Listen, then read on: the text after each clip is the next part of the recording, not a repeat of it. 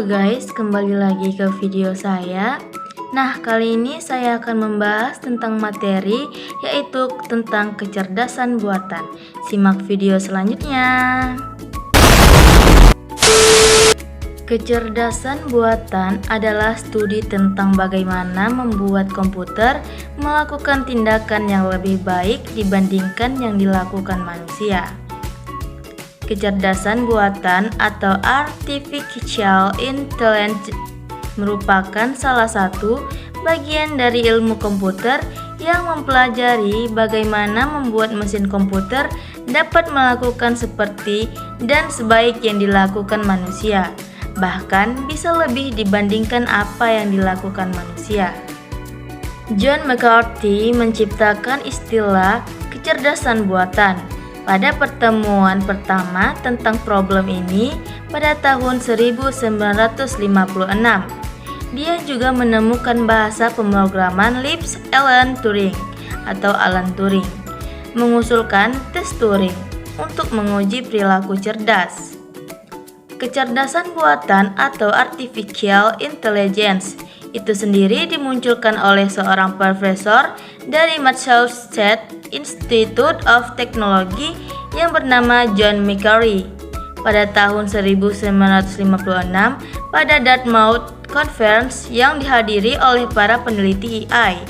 Pada konferensi tersebut juga didefinisikan tujuan utama dari kecerdasan buatan, yaitu mengetahui dan memodelkan proses-proses berpikir manusia dan mendesain mesin agar dapat menirukan kelakuan manusia tersebut, seperti belajar, penalaran, pengambilan keputusan, dan koreksi diri. Perkembangan kecerdasan buatan mencakup 4 tahap utama, yaitu yang pertama solusi, yang kedua metode, yang ketiga pengetahuan, dan yang keempat multi.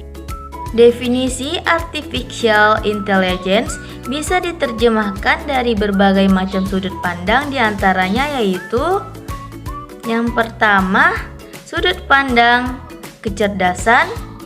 Kecerdasan buatan akan menjadikan mesin komputer menjadi lebih cerdas, mampu melakukan suatu hal seperti yang dilakukan oleh manusia. Yang kedua, sudut pandang penelitian. Kecerdasan buatan adalah suatu kajian bagaimana membuat agar supaya komputer dapat mengerjakan sesuatu sebaik yang dikerjakan oleh manusia. Dan yang ketiga, sudut pandang bisnis. Artificial intelligence adalah sekelompok piranti yang cukup kuat dan sistematis dalam menyelesaikan perproblem-perproblem dalam bisnis. Yang keempat, sudut pandang pemrograman. Kecerdasan buatan meliputi kajian tentang bahasa pemrograman, simbolik, penyelesaian problem atau problem solving, dan pencarian searching. Selanjutnya tentang karakteristik kecerdasan buatan. Karakteristik dari kecerdasan buatan meliputi yang pertama, sebuah mekanisme yang mampu berpikir layaknya manusia, di mana keinginan awal diciptakan konsep kecerdasan buatan yang ditanam dalam sebuah sistem, yakni bertujuan menyelesaikan problem persis seperti manusia berpikir, bahkan dengan hasil yang lebih baik dari manusia itu sendiri. Yang kedua, sistem yang bekerja seperti manusia. Negara Asia Timur, terutama Jepang, merupakan salah satu kubah kemajuan teknologi dunia yang mutakhir perkembangannya. Yang ketiga, sistem yang mampu berpikir secara ilmiah, di mana konsep logika yang ditanamkan mampu memilah sebuah data yang disajikan untuk melakukan proses berpikir secara mesin dengan metode keputusan yang lebih rasional. Yang keempat, sistem mampu bertindak secara rasional, di mana konsep berpikir secara rasional ditanamkan pada mesin itu sendiri akan mampu melakukan tindakan yang tentunya secara rasional dan masuk akal. Perbedaan kecerdasan alami dan kecerdasan buatan. Kecerdasan alami yang pertama, cepat mengalami perubahan. Hal ini disebabkan karena sifat manusia adalah pelupa. Yang kedua, proses transfer dari manusia satu ke lainnya membutuhkan proses yang lama. Yang ketiga, lebih mahal karena tidak jarang harus mendatangkan orang untuk suatu pekerjaan. Sedangkan kecerdasan buatan yang pertama bersifat permanen selama sistem komputer dan program tidak dirubah. Yang kedua, lebih mudah diduplikasikan dan disebarkan.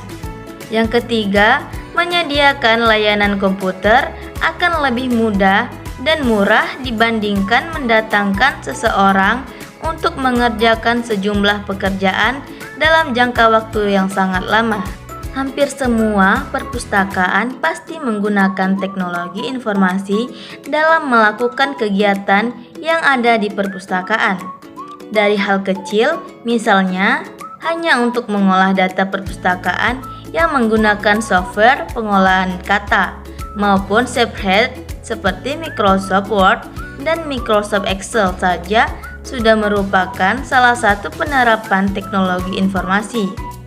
Banyak cabang ilmu komputer yang dapat digunakan di perpustakaan. Salah satunya adalah kecerdasan buatan. Kecerdasan buatan bukan hanya robot saja yang dibicarakan, akan tetapi banyak hal. Contohnya seperti translate Google, seperti gambar yang di bawah ini. Kecerdasan buatan memiliki banyak sekali cakupan. Supaya tidak salah dalam mengartikan kecerdasan buatan itu sendiri, maka perlu diketahui pengertian dan cakupan dari kecerdasan buatan itu sendiri. Menurut O'Brien dalam Kadir dan Tera 2003-331, pengelompokan domain aplikasi kecerdasan dapat dilihat dari gambar tersebut. Kesimpulannya, kecerdasan buatan adalah cabang ilmu komputer yang membahas tentang penangkapan, pemodelan, dan penyimpanan kecerdasan manusia ke dalam sebuah teknologi informasi yang dapat dimanfaatkan untuk pengambilan keputusan. Kecerdasan buatan ini memiliki banyak sekali bidang seperti pengolahan bahasa alami, visi komputer, pengenalan percakapan, robotika, sistem pakar, logika, kabur, jaringan saraf, algoritma genetika, sistem alhibrida, dan agen cerdas. Untuk penerapan pada perpustakaan bisa memilih satu atau beberapa gabungan dari bidang-bidang tersebut. Semuanya itu disesuaikan dengan kebutuhan user yang dalam hal ini adalah pustakawan dan pemustaka.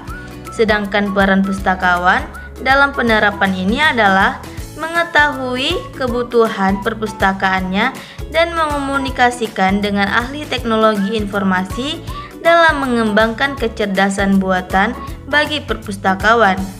Nah, cukup sekian yang dapat saya sampaikan, lebih dan kurangnya saya mohon maaf. Hai.